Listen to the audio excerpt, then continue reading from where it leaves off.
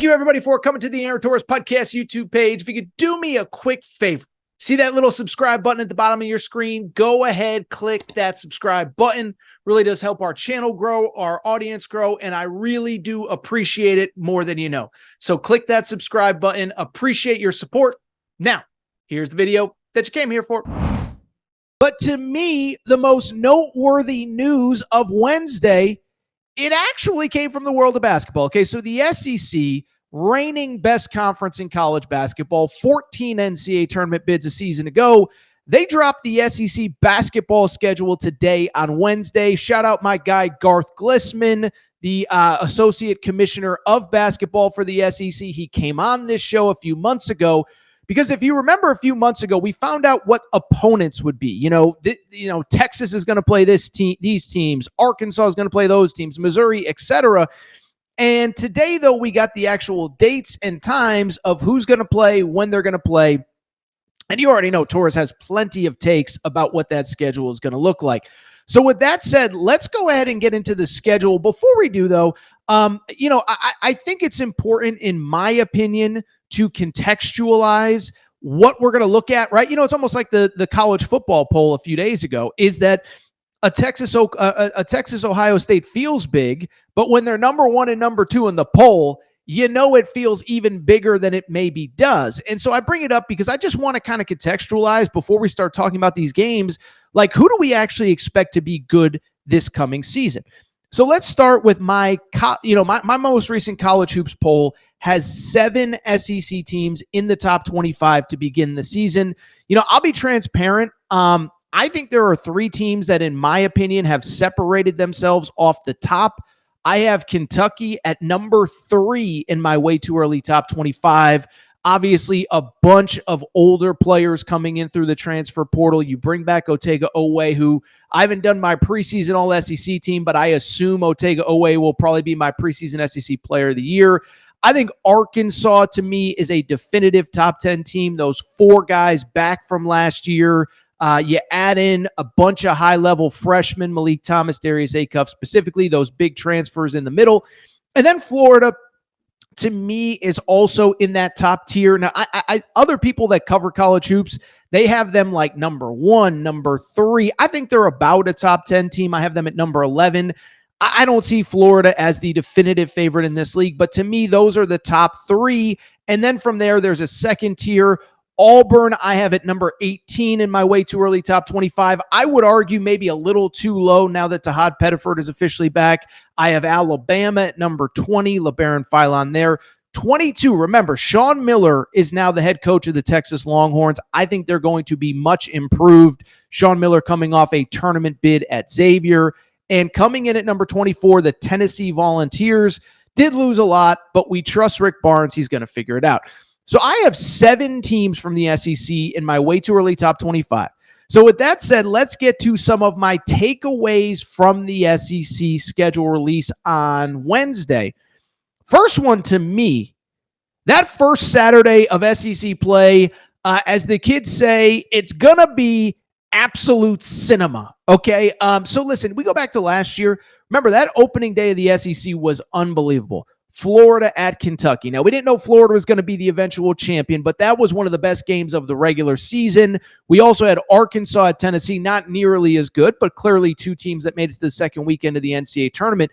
Well, this year, SEC right off the gate, a couple great games to really get fans super excited for the season ahead.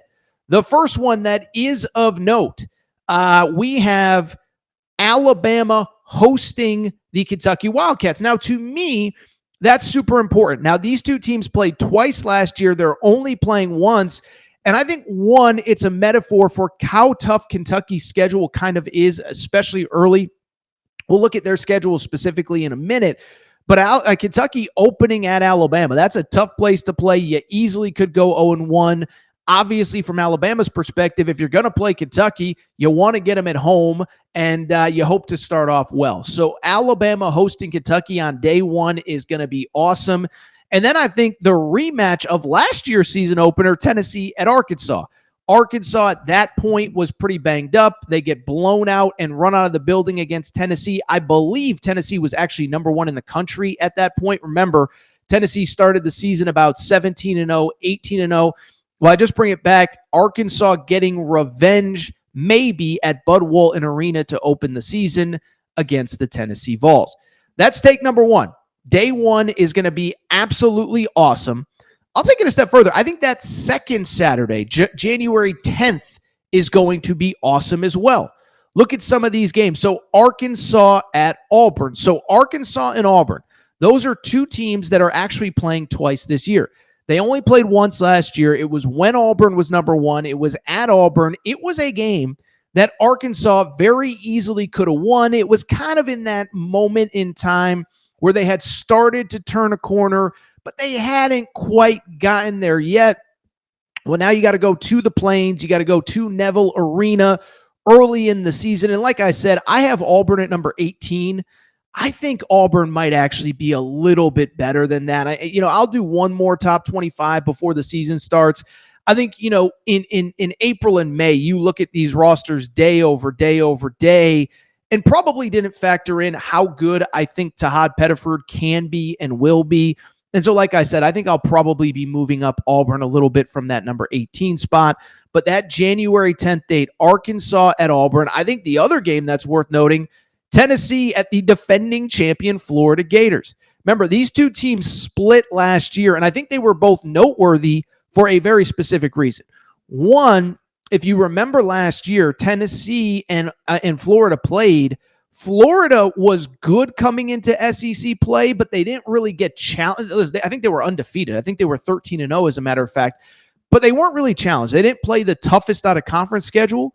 And so they lose the opener to Kentucky. You know they're good, but Tennessee, as I said, was undefeated last year, goes to the O-Dome in the first week of the regular season and gets boat raced. And you're like, oh, Tennessee's not only good, but Florida's good as well. That loss at Kentucky maybe is more of a reflection of how good Kentucky can be as opposed to just Florida. So in that second Saturday of college hoops, we get Tennessee and Florida, as I mentioned.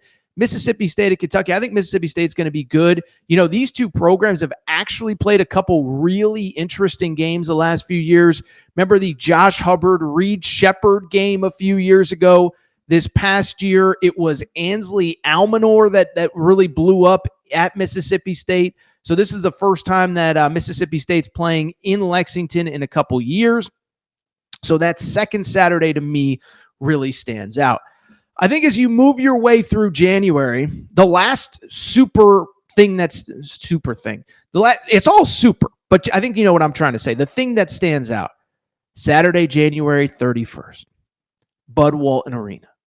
The only game between Arkansas and Kentucky, at least in the regular season this year. Now, to me, this is noteworthy for a few reasons. First of all, they are only playing once. Now, shout out my buddy Garth Glissman from the SEC office. I was critical of this decision. He came on the podcast and defended it. You can go back and listen to that interview. I think it was like early to mid-June. I remember the College World Series was going on maybe during that time. So shout out to Garth Glissman. Shout out to the SEC office for not kind of ducking the smoke on this one. The more that I think about it, though, the way these two fan bases kind of go at each other, maybe only playing once is good. It's almost like a Louisville, Kentucky. It's almost like an Auburn, Alabama in football. And I'm not saying the rivalry is as good, but the winner gets a year's worth of bragging rights, right? Listen, I see it. I don't want to say every day, but almost every day.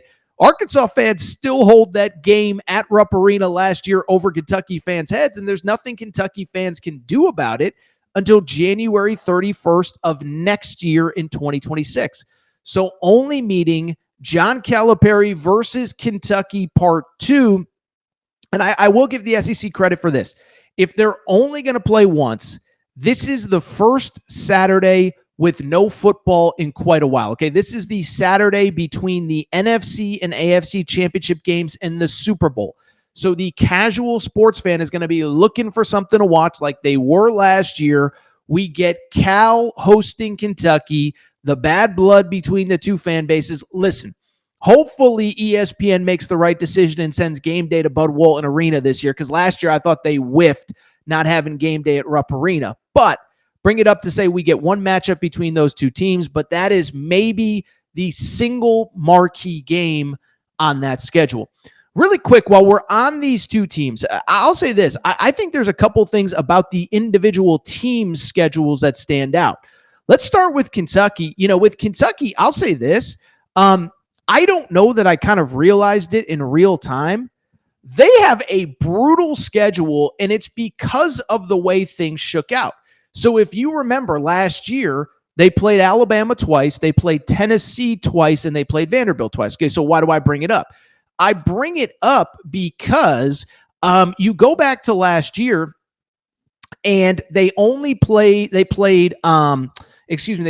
Arkansas at Rupp Arena only. They played Auburn at Rupp Arena only, and then they had the dual set up with Alabama. Why that's important? They now have road-only games at Arkansas, at Bama, at Auburn. Those are three really tough places to play, and you don't get the return game, in advance. On top of that, you have the dual home and home with Florida and Tennessee. Now, Garth Glissman came on this show and talked about the importance of maintaining those rivalries, especially after Florida and Kentucky only played once. So you can legitimately make the argument. The 5 best teams in the SEC outside Kentucky will have to play all 5 on the road and only get 2 of them at home. Now, you can argue maybe some of these teams don't live up to expectations. Maybe Bama's not as good, Tennessee, whatever. Those are 5 really tough places to play. And again, you only get 2 of them at home. So that was something that stood out to me. I think the other thing, too, while we're at it, the early part of that schedule, by the end of January, you will have already played at Alabama, at Tennessee, at Arkansas. All 3 of those games are on Saturdays, by the way, so they're probably going to be at night, probably going to have pretty crazy crowds. I just bring it up because that is a thankless schedule, but hey, heavy is the head that wears the crown. You want to win that SEC regular season title, you are going to earn it this year with just a banana schedule. I think the opposite, I would say, is sort of true of Arkansas as well. I'm not sitting here saying that Arkansas has the easiest schedule in the SEC, not when you have the double game against Auburn, okay? But at the same time, what stands out to me about Arkansas is you only play Tennessee once, you get them at home. You only play Kentucky once, you get them at home. Now, you do have to go to Alabama in a standalone one-off game, and you do have to go to Florida in a standalone one-off game. So of those kind of, again, marquee opponents, the good news is you do get LSU twice. I'm sorry, I like Matt McMahon, but I'll believe that they're an SEC player when I see it. And Missouri, I don't know that I necessarily love at this time this year. So the Arkansas schedule breaks a little bit more manageably as well. I think that's one of the big things that stands out to me.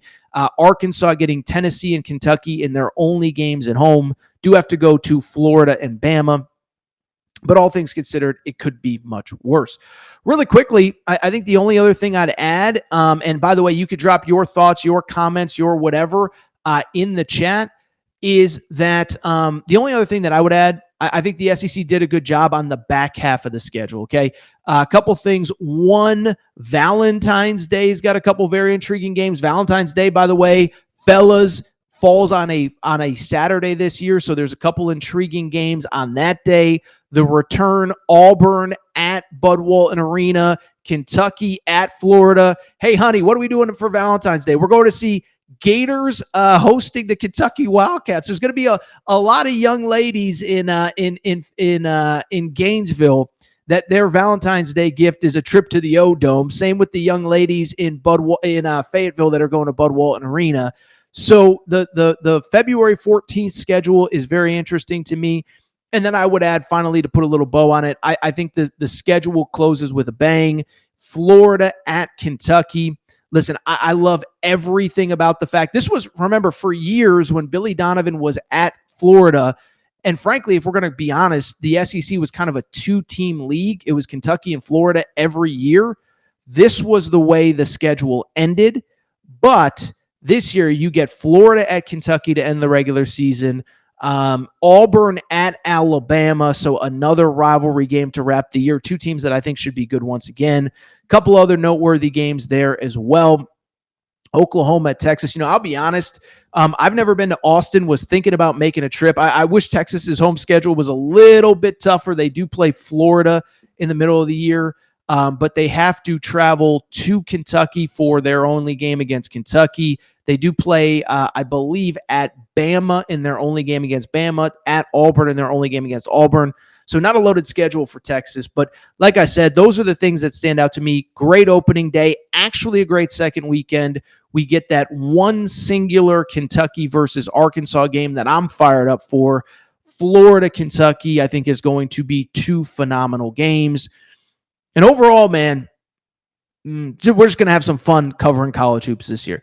Listen, we got a lot of football to get through these next few months, but I will tell you this. I am so fired up for college basketball. I think NIL and the portal has helped elevate the top of the sport. And I think in the SEC, Arkansas, Kentucky, Florida, never doubt Tennessee, never doubt Bruce Pearl and Auburn, never doubt Nate Oates in Alabama. And I'm telling you, I think Sean Miller is going to be good at Texas as well.